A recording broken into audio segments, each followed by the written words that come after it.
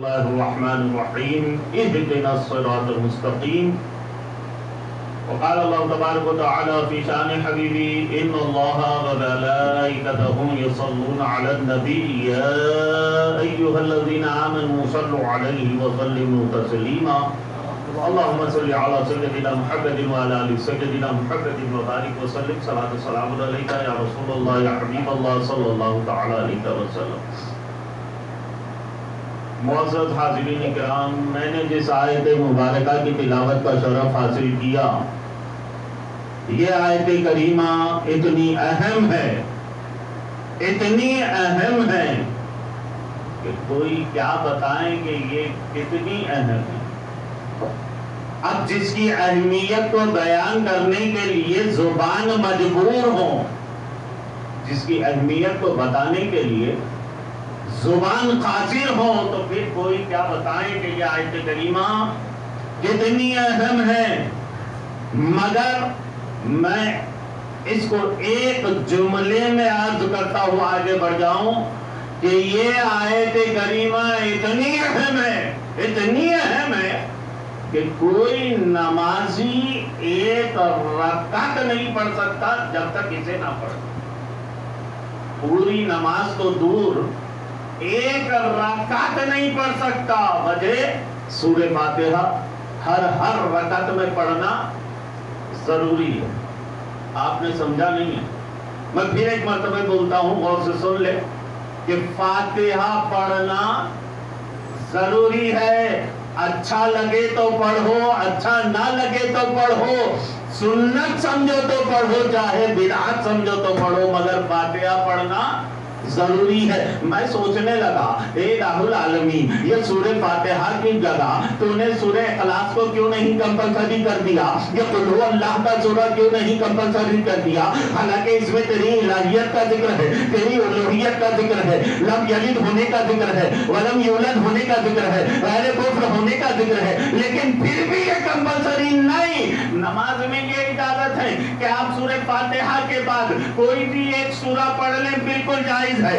ایک لمبی آیت جس پہ 3 حصے کیے جا سکتے ہو پڑھ لے، بالکل جائز ہے. لیکن یہ جائز نہیں کہ تم سورہ فاتحہ ہی پڑھنا چھوڑ دے. میں رب کی بارگاہ میں عرض کیا، اے الہ العالمین، یہ سورہ فاتحہ کو کیوں کمپلسری کر دیا؟ تو رب تبارک و تعالی عالم الغیب و شہادہ ہے.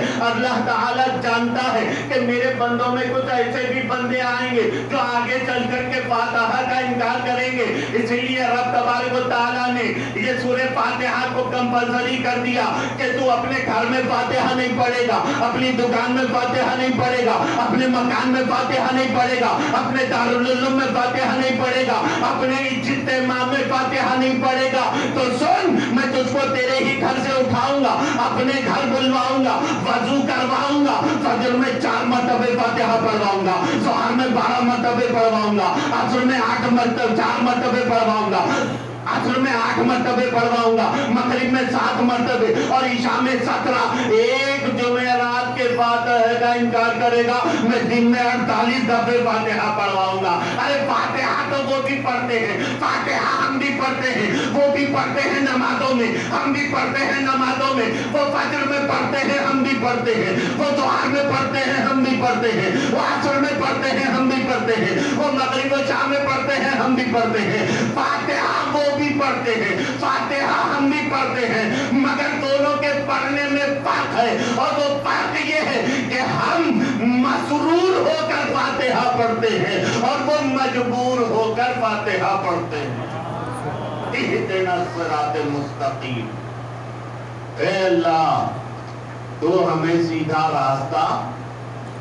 اب یہاں پر غور کرنے والی بات یہ ہے کہ وہابیوں کے بڑے مولانا مولوی اشرف علی تھانوی نے اپنے ترجمے میں یہ لکھ مارا کہ اے اللہ، تو ہمیں سیدھا راستہ دکھا. اب میں آپ سے پوچھنا چاہتا ہوں، جو جاگ رہے ہیں وہ جواب دو، کیونکہ اکثر دیکھا ہے کہ خانقاہ میں الحمدللہ حضرت سید خواجہ پاشا صاحب دہلا اور ہمارے مرید صادق عبد الرزاق قادری محبوبی صاحب اور دیگر مقررین کے بھی خطابات ہوتے ہیں، لیکن ہمارا حال یہ ہوتا ہے کہ ہم گونگے بنے بیٹھے رہتے ہیں، نہ کوئی سبحان اللہ کہتا ہے نہ ماشاء اللہ۔ یہ اجتماع، یہ محفل زندوں کی محفل ہے اور خاموشی وہاں ہوتی ہے، یہاں نہیں ہوتی۔ اب مجھے جواب دے جو جاگ رہے ہیں اور جو اسلام کو سیدھا راستہ مانتے ہیں، اب آپ مجھے یہ بتائیں کہ اسلام سیدھا راستہ ہے کہ نہیں؟ جواب نہیں ہے۔ اسلام سیدھا راستہ ہے نا؟ تو جب اسلام آ گیا، ہم نے اسلام کو دیکھ لیا، تو پھر یہ جو ترجمہ مارا گیا ہے، لکھا گیا ہے کہ اللہ تو ہمیں سیدھا راستہ دیکھنا کیا باقی ہے، تو دکھائے گا۔ ہم تو اسلام کو دیکھ چکے۔ حضور اعلیٰ حضرت نے ترجمہ فرمایا، اے اللہ تو ہمیں سیدھا راستہ چلا، دیکھ تو چکے ہیں لیکن ضرورت ہے تو چلنے کی، چلا۔ مولوی تھانوی صاحب نے لکھا ہے کہ دکھا، میں سمجھ گیا۔ جب پیر صاحب نے نہیں دیکھا تو مرید کیسے دیکھے گا؟ ابھی تو پیر کو دیکھنا باقی ہے۔ حضور اعلیٰ حضرت نے فرمایا، اے اللہ تو ہمیں سیدھا راستہ چلا۔ تو اب ہمیں یہ دیکھنا ہے کہ یہ سیدھا راستہ کون سا ہے، سیدھا راستہ کون سا۔ اب یہ سوال کسی ملا سے نہیں بلکہ اللہ ہی سے پوچھو۔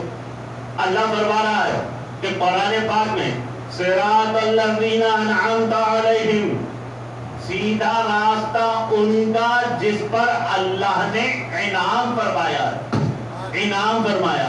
تو یہ انعام والے کون ہیں؟ اب ہمیں یہ دیکھنا پڑے گا کہ یہ انعام والے کون۔ تو قرآن پاک جواب دے رہا ہے، انعام اللہ علیہم من النبیین والصدیقین والشہداء والصالحین۔ انعام والے نبیین ہے، صدیقین ہے، شہداء ہے اور صالحین ہے۔ لمبی فہرست ہے، موقع تقریر کا نہیں ہے۔ میں ان میں سے اگر ایک ایک کو لے لوں تو اب تشریحی ترجمہ تو یہی ہوا نا، اے اللہ تو ہمیں نبی اعظم کے راستے پر چلا، صدیق اعظم کے راستے پر چلا، حسین اعظم کے راستے پر چلا، غوث اعظم کے راستے پر چلا، غریب نواز کے راستے پر چلا۔ نماز میں ہم دعا کر رہے ہیں، اے اللہ تو ہمیں غریب نواز کے راستے پر چلا، غوث پاک کے راستے پر چلا، بندہ نواز یسوع دراز کے راستے پر چلا، سرکار یوسفین کے راستے پر چلا، سیدی شاہ رضا کے راستے پر چلا، حضور سیدی شاہ محبوبیہ کے راستے پر چلا۔ دعا میں تو یہ کر رہا ہے، نماز میں ہمیں ان بزرگان دین کے راستے پر چلا، اولیاء کاملین کے راستے پر چلا۔ اور جب سلام پھیرتا ہے تو کہتا ہے ہمیں ولیوں کی ضرورت نہیں، ہمیں مرشدین کی ضرورت نہیں، ہمیں پیر کی ضرورت نہیں۔ میں ان بدعقیدہ سڑے ہوئے وہابیوں سے یہ پوچھنا چاہتا ہوں، جب تجھے ضرورت نہیں تھی تو نماز میں اللہ کے سامنے جھوٹ کیوں بولا؟ اب یہ ملا اللہ کو دھوکہ دے سکتا ہے تو پھر ہم تو کس مزاج میں؟ اس لیے میرے دوستو اپنے ایمان کو بچاؤ۔ اب قرآن کیا کہتا ہے؟ وہ کہتے ہیں ولیوں کی ضرورت نہیں، پیر کی ضرورت نہیں، مرشدین کی ضرورت نہیں۔ الحمدللہ ہم اہل سنت والجماعت کو ولی کی بھی ضرورت ہے، پیر کی بھی ضرورت ہے، ان کو ضرورت نہیں۔ اب آؤ قرآن پاک سے پوچھو، قرآن کا فیصلہ دیکھ لو۔ قرآن پاک فرما رہا ہے کہ وَمَن يُضْلِلْ فَلَن تَجِدَ لَهُ وَلِيًّا مُرْشِدًا۔ اللہ جس کو گمراہ کر دے نہ اس کا کوئی ولی ہوتا ہے نہ اس کا کوئی پیر ہوتا ہے۔ سبحان اللہ۔ یہ مبارک مہینہ جس کو ہم پیرانے پیر کا مہینہ کہتے ہیں، 11ویں کا مہینہ کہتے ہیں، اور اس مبارک مہینے میں سرکار غوث العظم دستگیر رضی اللہ تعالیٰ عنہ کے نیاز پاک کا بھی اہتمام کیا جاتا ہے، گھر گھر میں روڈوں پر چندے کر کے۔ مگر ان چندہ کرنے والوں سے میری ایک گزارش ہے، اکثر میں کہا کرتا ہوں کہ بھئی تم چندہ کرنا چاہتے ہو اور نیاز کا اہتمام کرنا چاہتے ہو، ٹھیک ہے، بڑی اچھی بات ہے، مگر یہ روڈ پر تماشا جو آج کل ہو رہا ہے نا، ڈبے لے کر کے نکل کے زبردستی روک کر کے چندہ ڈالو، بڑے پیر کی 11ویں ہے چندہ ڈالو، اس طرح کا تمہارا نیاز کرنا کیا بڑے پیر کو پسند ہے؟ ہاں ٹھیک ہے، اگر آپ غربا کے لیے کھانے کا اہتمام کرنا چاہتے ہیں، کام کا اہتمام کرنا چاہتے ہیں، کرو، اچھی بات ہے، لیکن اپنے دوست احباب میں جو پیسہ دے سکتے ہیں، چندہ دے سکتے ہیں، صرف دوست احباب میں آپ اکٹھا کرو اور پھر نیاز کا اہتمام کرو. اس سے ان کو بڑا موقع مل رہا ہے. یہ کیا ہے زبردستی چندے کرنا، زبردستی روک کر پیسے مانگنا؟ کیوں؟ کیا بڑے پیر ان کے پیسوں کے محتاج ہیں؟ ہمیں چاہیے کہ ہم اپنے پیسہ خرچ کریں.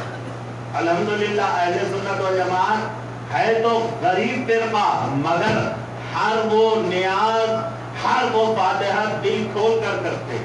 اور پھر اس کا نتیجہ بھی یہ ہوتا ہے کہ روڈ پر جب نیاز ہوتی ہے نا، تو صبح فجر کے بعد سب سے پہلے آ کر کھا کر جانے والا وہی ہوتا ہے، وہی آتا ہے، کھا کر جاتا ہے. غوث پاک کا صدقہ بھی غوث پاک پر ہی بھوگتا ہے، اس کا کام ہی ہے. خیر بڑے پیر سرکار پیرانے پیر غوث العالم دستگیر رضی اللہ تعالیٰ عنہ کی شخصیت، میں وہ عرض کر رہا تھا کہ میرے آقا پیرانے پیر جس کی طرف نظر فرما دینا، وہ وقت کا قطب ہو جائے، وقت کا ولی ہو جائے.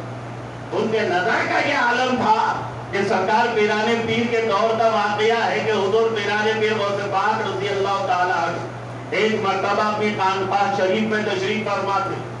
ایک چور کو خیال آیا دل میں کب تک چھوٹے موٹے چوریاں کر لوں، ایک دن بڑا ہاتھ مار لیں گے، پھر زندگی پر بیٹھ کر کھائیں گے. اس نیت سے رات کے وقت بڑے پیر کی خانقاہ میں داخل ہو گیا.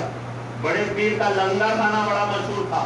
کہتے ہیں کہ پیرانے پیر سے لے کر کے آج تک کبھی لنگر کھانا نہیں رکا.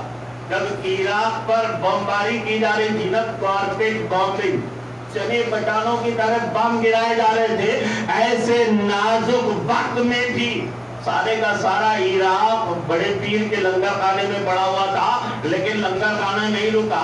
چور کو خیال آیا آج یہیں پر ہاتھ صاف کر لیں گے، لہذا رات کا وقت تھا، وہ لنگر خانے کے اندر داخل ہو گیا. جیسے ہی چوری کی نیت سے داخل ہو گیا، اندھا ہو گیا. ساری رات باہر نکلنے کا راستہ تلاش کرتا رہا، لیکن اس کو راستہ نہیں ملا. صبح ہوئی تو خواجہ خضر علیہ السلام آئے. فجر کے بعد بڑے پیر کی بارگاہ میں عرض کرنے لگے کہ یا پیر، افریقہ کے فلاں ولی کا انتقال ہو گیا ہے، میں ابھی نماز جنازہ پڑھا کر کے آ رہا ہوں. اب پیر کس کو وہاں کا ولی مقرر کرتے ہیں، کس کو وہاں کا ولی بناتے ہیں؟ میرے آقا پیرانے پیر نے فرمایا کہ کل رات ہمارے لنگر خانے میں ایک مہمان آیا ہے، اس کو ہمارے سامنے پیش کرو. خواجہ خضر علیہ السلام اس چور کا ہاتھ پکڑ کر بڑے پیر کی بارگاہ میں پیش کیے. بڑے پیر کچھ تحریر فرما رہے تھے، اور پھر جیسے ہی وہ اندھا ہو گیا تھا، جیسے ہی میرے پیر اس پر پہلی نظر ڈالتے ہیں تو آنکھوں کو روشن فرماتے ہیں، اور جب دوسری نظر ڈالتے ہیں دل کو روشن فرماتے ہیں، اور فرمایا جاؤ اسے وہاں کا ولی مقرر کرو. یہ ہیں میرے آقا پیرانے پیر غوث اعظم دستگیر رضی اللہ تعالیٰ عنہ کی شان. ان کی شان اور شوکت کو بھلا کون بیان کر سکے؟ بس ایک بات میں عرض کر دوں کہ حضرت خواجہ خضر علیہ السلام یہ وہی ہیں جن سے یہ پوچھا گیا تھا کہ نبوت چاہیے یا ولایت. انہوں نے ولایت کو قبول کیا، کہا قیامت حیات آپ نے قبول کرا، آپ قیامت تک حیات میں رہیں گے. اور ان کا کام یہ ہے کہ وہ ولایت کے منصب کو تقسیم کرتے. اقطاب، غوث، یہ جو بھی منصب ہوتے ہیں نا، وہ بڑے پیر کی بارگاہ سے حاصل کرتے اور جن ولیوں کو وہ منصب کو پوسٹ دیا کرتے تھے. ان کا کام یہ ہے. حضرت خواجہ خضر علیہ السلام کا یہ واقعہ سن لیں کہ سرکار خواجہ خضر علیہ السلام ہوا میں اڑ رہے تھے. ہوا میں اڑتے اڑتے مقام پر پہنچے جہاں پر انسانیت ختم ہو چکی تھی.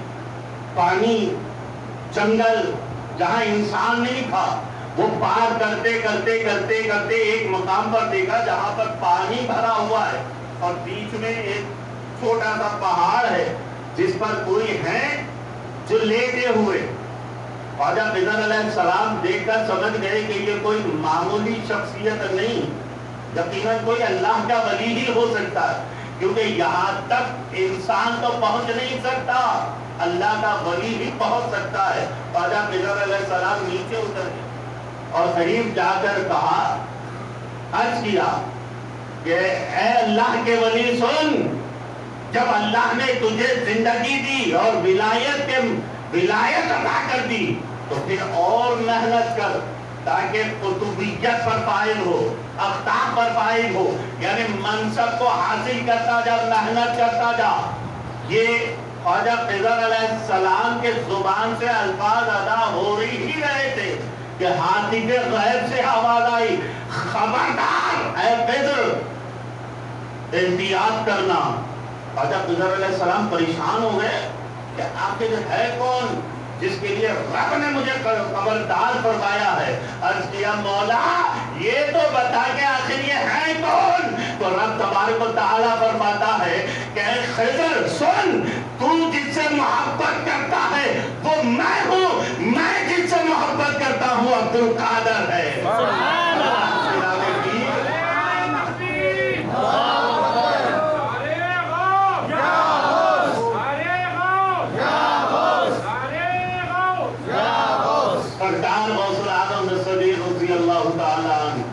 जिनकी शान ये हो।